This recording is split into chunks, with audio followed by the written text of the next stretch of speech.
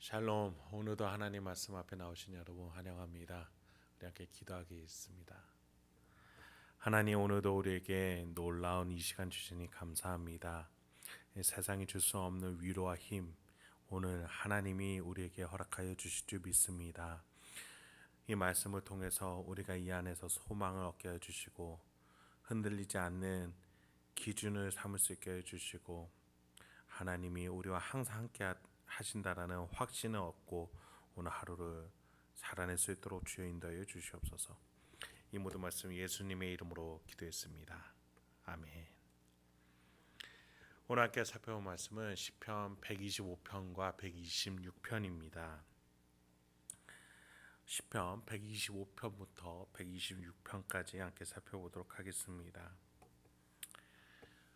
우리는 인생을 살아가다 보면 마치 지팡이를 잃은 장님처럼 우리의 인생이 느껴질 때가 많습니다.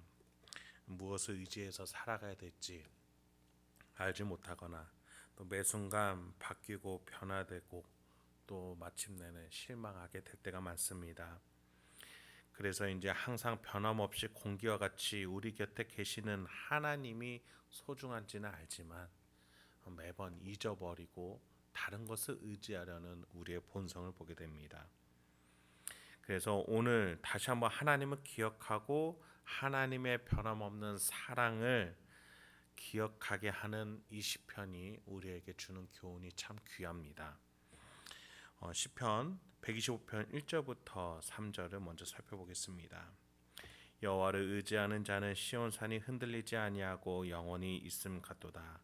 산들이 예루살렘을 두름과 같이 여호와께서 그의 백성을 지금부터 영원까지 두르시리로다. 악인의 규가 의인들의 땅에서는 그 권세를 누리지 못하리니 이는 의인들로 하여금 죄악의 손을 대지 아니하게 함이로다. 시인은 하나님이 임재해 계시기 때문에 평온을 느낀다라고 말해주고 있습니다. 1절에 여호와를 의지하는 자, 즉 자신을 말하는 거죠. 자신이 하나님을 의지하고 있는 것이 꼭 바위에 있는 든든히 서 있는 자와 같다, 이런 식으로 표현을 해줍니다. 예루살렘은 산들에 둘러싸인 지형을 갖고 있는데 마치 자신의 삶이 그렇게 하나님께 둘러싸인 것처럼 돌보심을 받고 있는 자처럼 느껴집니다. 왜냐하면 하나님이 함께하고 계시기 때문입니다. 그렇게 3절과 같이 악인의 규, 그러니까 악한 자들의 공격이 있을지라도 그들이 힘을 못 쓸 것을 확신합니다. 왜냐하면 하나님께서 그 악한 자들을 그대로 내버려 두지 않으시기 때문입니다. 우리의 인생도 마찬가지입니다. 우리가 기억해야 될 거 뭐겠습니까? 하나님이 나와 함께 하신다라는 것, 하나님이 지금 나를 보호하고 계신다라는 것, 그래서 악한 자들이 우리를 향해서 나오지 못한다라는 것을 우리가 같이 기억해야겠습니다. 4절부터 5절입니다. 여호와여, 선한 자들과 마음이 정직한 자들에게 선대하소서. 자기의 굽은 길로 치우치는 자들은 여호와께서 죄를 범하는 자들과 함께 다니게 하시리로다.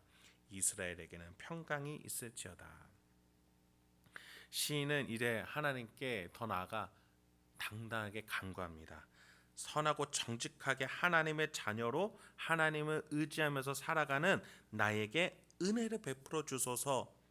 선하고 정직하게 살아가는 신자와 반대로 자기의 굽은 길로 치우치는 자, 그러니까 자신의 삶을 멋대로 타락시켜버리고 타락의 환경으로 내던져버리는 그러한 자들과 다르게 말이죠. 그들은 심판받게 될 겁니다. 악인의 규가 세력을 펼치지 못하는 이유가 바로 여기 있습니다. 하나님이 개입하시는 겁니다. 하나님이 개입하셔서 신자에게는 평강이 주어지지만 악한 자들에게는 심판이 있을 것이다. 이 시인은 그것을 기억하면서 오늘 성전에 올라가며 하나님을 예배하며 살아가고 있는 것이죠. 그렇습니다. 우리의 삶에서 기억해야 될 것은 이러한 하나님의 섭리입니다. 이런 대표적인 이스라엘 역사가 무엇이었습니까? 바로 바벨론 포로기였습니다. 이스라엘 사람들은 하나님의 백성이라고 자기 자신을 자부하면서 살아갔지만 그들의 행위는 이율배반적이었습니다. 말과 행동이 달랐어요. 그 결과 하나님께서는 타국에게 멸망당하게 하셨습니다. 하지만 다행히도 신앙과 믿음을 끝까지 지켜둔 소수의 남은 자들로 하여금 하나님께서는 이 하나님의 나라를 다시 시작을 하셨습니다. 그래서 포로로 끌려간 자 중에 일부를 돌려보내셔서 이스라엘의 역사를 다시 시작하게 하셨죠. 그 이야기가 바로 126편입니다. 1절부터 3절입니다. 여호와께서 시온의 포로를 돌려보내실 때에 우리는 꿈꾸는 것 같았도다. 그때에 우리 입에는 웃음이 가득하고 우리 혀에는 찬양이 찼었도다. 그때에 문 나라 가운데에서 말하기를 여호와께서 그들을 위하여 큰 일을 행하셨다 하였도다. 여호와께서 우리를 위하여 큰 일을 행하셨으니 우리는 기쁘도다. 시인은 바벨론에서 포로로 나올 수 있었던 그때가 너무나 꿈 같았다라고 말합니다. 너무나 극적이었어요. 그러니까 입에 찬양과 기쁨이 가득했습니다. 하나님의 큰 일을 행하심이 정말 자신의 간증이 됐습니다.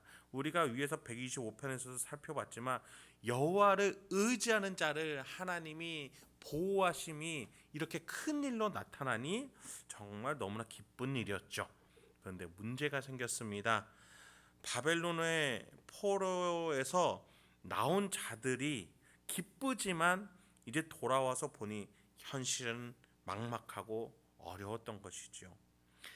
이 현실이 보니 이 예루살렘은 폐허가 되어 있고 재건하기에 인원수가 너무나 부족했으며 그 땅의 재건을 반대하는 자들도 원주민들이 있었던 겁니다. 4절에서 그래서 시인은 여호와여 우리의 포로를 남방 시내들 같이 돌려보내소서라고 기도하면서 기쁜 큰 일로 포로에서 돌아왔지만 현실의 문제 앞에서 다시금 하나님 은혜를 베풀어 달라라고 정말 농사꾼에 비유하자면 다시금 비가 내리게 해달라라고 우리에게 은혜를 베풀어 달라라고 기도를 하는 겁니다. 현실은 녹록지 않지만 지금 그래도 시작을 해야 포기하지 않고 다시 나아가야 마침내는 좋은 귀한 열매를 거둘 수 있으니 주님 우리에게 역사하여 주시옵소서 이렇게 다시금 기도하는 것이죠. 그게 5, 6절입니다. 눈물을 흘리며 씨를 뿌리는 자는 기쁨으로 거두리로다. 울며 씨를 뿌리러 나가는 자는 반드시 기쁨으로 그 곡식단을 가지고 돌아오리로다. 여러분 하나님께서는 신앙을 가지고 살아가는 자의 인생을 돌보시고 이끌어 주십니다. 그러나 한편으로 우리의 인생은 또 반복이 됩니다. 문제가 생기죠. 그러나 우리는 하나님이 지금까지 이끌어 오셨던 은혜들을 기억하며 다가오는 문제들을 이겨낼 수 있어야 하겠습니다. 왜입니까? 하나님은 변하지 않고 항상 우리를 돌보시고 보호해 주시는 분이시기 때문입니다. 그렇습니다. 하나님을 의지하는 자에게 하나님은 반드시 삶의 결과와 위로로 보답해 주시는 분이신 줄 믿습니다. 결코 우리를 그냥 내버려 두지 않으시는 분이십니다. 그 하나님의 신실한 사랑을 믿으시면서 오늘 하루도 이 시편을 여러분의 기도문으로 삼아서 오늘 하나님과 함께 명예롭게 승리하실 수 있는 저와 여러분이 되길 소망합니다. 함께 기도하도록 하겠습니다. 하나님 오늘도 우리에게 귀한 이 말씀 주시니 감사합니다. 우리네 인생 정말 하나님이 주신 은혜들을 기억은 하지만 항상 망각하며 새로운 문제 속에서 또 흔들리고 절망하고 낙담하는 연약한 인생입니다. 주여 다시 한번 돌봐주시고 하나님 은혜를 기억하게 하여 주시고 하나님을 붙들며 흔들리지 않을 수 있는 우리 인생으로 세워주시옵소서. 우리 오늘 하루를 살아가는 우리 행복한 교회 성도님 한 분 한 분의 삶을 주님께서 인도해 주시옵소서. 하나님이 이제까지 지켜오셨던 것 기억하면서 오늘도 지켜주시고 마침내는 그 놀라운 기쁨의 곡식의 단을 거둘 것을 고백하면서 오늘 하루도 열심히 하나님과 함께 씨를 뿌리며 살아갈 수 있는 섬김의 그 자리로 나아갈 수 있는 우리가 될 수 있도록 주여 인도하여 주시옵소서. 이 모든 말씀 예수님의 이름으로 기도했습니다.